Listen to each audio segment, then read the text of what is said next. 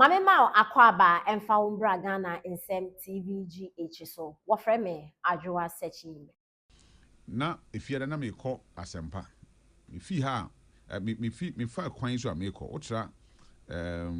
alajo. Na otra ka price na okwa. Won say right. Won say efia na egu ho no. Na nya sanketwa. Na age a whole lane. Na obi be say e ba na sen na ye bedru ba bia ye dri. Ye dru ba bia ye dri because ye man ye mpe nokre. Na ye nka nokre. If we said I said pesaminkum nya brabo na ye den ye bo na oman mu. Maka say ye kuro mu ana aman mu. Asofo imamfo nananom professionals think tanks CSOs any nsenthrofo any yen so aye wo oman mu aye sebe oman ma no ye nyina ye ka ho bi na ye man ye duru ba bi aduru because ye nokre ana ye pese ye de nokre ne ye nkontompo ne ye de nkontompo ebe ye nokre nti ye ntimi nka nokre nkyere ye ho ade asam na aba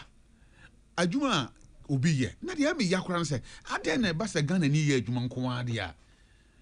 ase hayenza menti ase o nti ye man maka kan se aban bi aba okudwafo a na wadi dwa nti aban bi aba na yenya new businessmen and women now we are affiliate to the new government na de dada na ono no na oho dada na se bi wonye suenhu na nka be bo na na to aso akọ na wonye ba bi pempenso aduru no yesi da bi enam sa aban we pension na ba ide okwa ono ni na den enko na himfo no bebre enye o man no nti sa na ya nti ye wo journalist a ye shada bomb pa for regime change think tanks are affiliate to a political party. And so omo kan nyina what to say tie mu nyina nya bibia o ye pekon ama omo aban foforo aba no so nya babia den agina nti Ghana na ye start so ye start mu obia o Ghana ni and benefit so twa touch Maria na winam bia nti ye be ka ho asem sa nti aban ne ba na ya man the opportunity obegina so den ade say Ghana ni adwuma oseni wi ana hu sunsanso de abayen so enua pani Ahmed Ibrahim bigidi say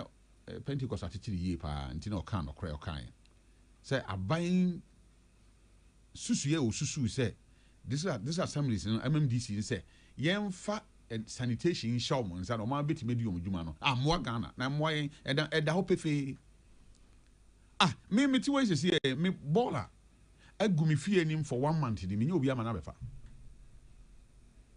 me so me sabi o menya bodamfo na nsuo to amede ye den de akwa kogum hu se oba won de board agu nsuo mu se anko nyina ya abodamfo me de wu sa me sa me ka no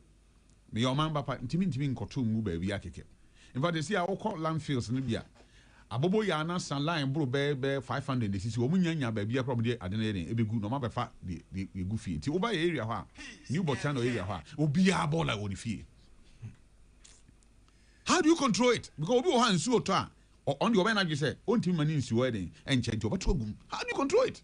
The certain decisions of government no aya na mwayen yenya ho abotre. In this only in Ghana na ye kwan aban foforo ba otimi audit for 8 months. Be a 1 year. So audit road no contract no for 1 year. Obe wie na cement bo na 100 cities na 200 cities. No san di sika ni bia beka old contract na some na sabi you agree to say ni pan fanye no say 100,000 100,000 na dey you see say wa ya ade ana wabu man yi oba first time ensem hunu ko na obedi ye amamu tantan na John Mahama bebu ni first time na odi koye akotire fiemfie nwotwe aka nse akohie sabi nyansa enti ye obedi ye obebu man yi Ghana for bi say obetumi abu na ye mu de ye ti studio ha de nim say John Mahama onipa ye da paafo no o ye da paafo o ye ni dan John Mahama ni 1000 years so mfanya president of Ghana ha o ntimi mu man e ma Ghana for ya akoma ntu yem ye nya so mfaso nti oba ye afi ni fatwam ye nya mfaso bi ye mfiri ni so ye huna de pa bia na emom ɔman no wode yɛ kɔ n'akyi saa ɔman no wode yɛ kɔ n'akyi enti tikasi a asunda yɛ pa ɛne nhyehyɛ pa ba sɛ yɛ bebie one day state one factory yɛ agenda 111 yɛ we sɛ be nipa benya adwuma yɛ no ɔba ɔse nkokɔ nketenkete ɛna me me party executives na ani nansa nkokɔ no NDC fo na ede ma ɔmo no ɔba kum ni nyinaa we President Mahama ba the first time waso akoyɛ confirm yi yɛ nya ba akokora ankɔ yifo sasu ya osahirifo no hokora sɛ we de aban confirm ni bi na yɛ tutun enti ne bo no efo betobi kɔwe no sika be 300 million no nyina Ghana yɛ nya mu 1 cedi kura so mfaso John Mahama no wasabe fo man Sika foforo so de aton kokoma e de aman DC fo afedie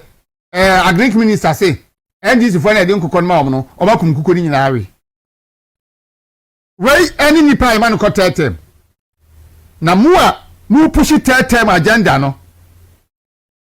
adwembɔne na mo di pushi no abobɔ mo amutiri so ya hu sɛ mo mpe o man yie mo bottom ani mo afu na mo pɛ nti ya brado mo sɛ mo nkoye wei na mo di akire dem nwanwa kura ni sɛ onipa ba akubi kura de emira bi wase ono de ko challenge John Mahama sɛ oni hu kwan so okotetem enne nipa na so o sa koka sɛ John Mahama ho hu kwan so okotetem.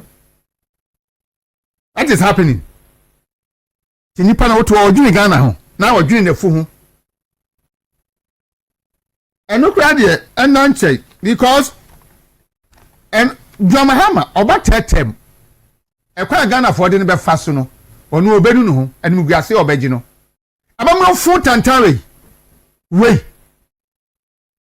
the whole Africa obi a wa Bempah as president John Mahama the whole Africa obi a wa bon as president John Mahama na mo ti ho say ye pushing the third term agenda nya nipa o ma ko school akodu akiri na o mo kekansem hunu enti sikanti school na nipa kono ye man kwada no hunu so mfaso enka se we wo school adu akiri ye professor enti wo kasemo a ya semo a abawom na mo kekansem hunu sa Ghana fo omra mo de mo nko ene court yi John Mahama parking nkrofo a parking nkrofo nko a ti mo fa nko John Mahama mra tetem se enya tuo no de ba enya tuo ena John Mahama de baba tetem no eya batuo ne be kwa akoto na so wini odi aba o mutimu pa ne se 2028 e be wiem Ghana be de 2028 December 7 Ghana be de papa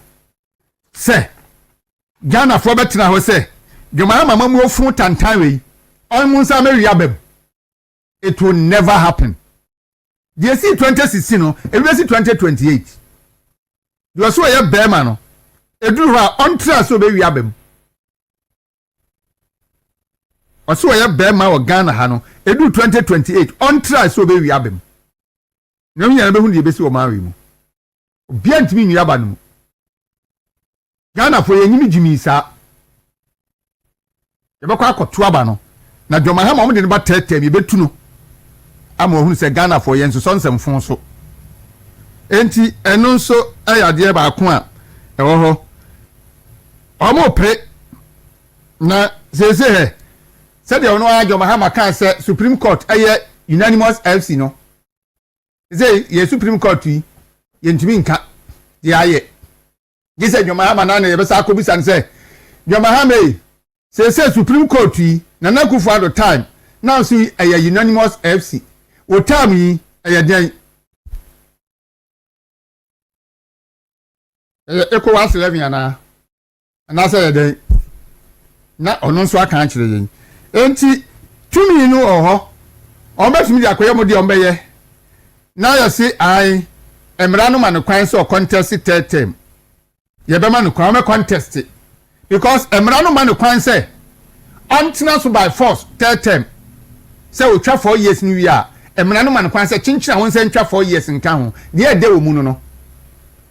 Emra no ema no kwan say say ni 4 years we na ototo papa so no. O twa wi a on antena so 4 years. Na ebom wo si wo kokre say emra no be man kwan so on san contest bio. Enti Ghana fo na say yagimi a yenim nyansa yenyi ya constitution ni a yebesa akoto ababa ne so on san metena so tetem. Enti ye nyina ye bompa se twere mpo Nyankopon be ma ye nkwane ahoden na ebre no so na joma ha mom sa ade ne ba biewa Ghana fo akire se yenye nkwaseyafo me nsaba metiti akire se wo matena se ehunu se party no se sei woni omo contest flag bearer NDC mu no wo mu hunu obi ani mu odura obetumi afesi Dr. Baumia se se problem no enti sa tete magino masa agenda no asa kofa betumu no enyina anenye wo mu nye obi poti a ometumi di na be face Dr. Baumia enti omu sise John Mahama no anya yema nsa nko saa bio na oti akonya so de obetumi aye frakadam bi na chese wa wiem no watena so 2016 no oti akonya so Ghana for 2 no 2016 no oti akonya so Ghana for 2 no Rollins mpa obeti NDC na ne John onye mu chefa no wa anwini da se obe call for third term wa anwini enem no se no obi bi sase die ntina enkrofo yese John onko third term adiyen obi nka bibi ba ko nkire yen amam wo pa na ase die anase na tem didie na dabi ogina ha na odidi Ghana fo atem na otutu chiki ma Ghana fo no nti ana anase sika na wo chiche ma mo no nti ana mo pese okobio na manya kwan diska no anya sa ye Fourth Republic senka mamu papa me yakotetem anka president kufo ne ma no ko tetem kane asana nana kufu ado abeto aso enso mu mpo no abebu o ma no iye ebe fa Ghana free amena mu edi ebesi kuku so mpo no obi anwe tetem ho na nti se we yi a obafi ya free kuku so asade yakɔhwe amna donko mu na ye ka tetem ensem amano enti eno no mo amode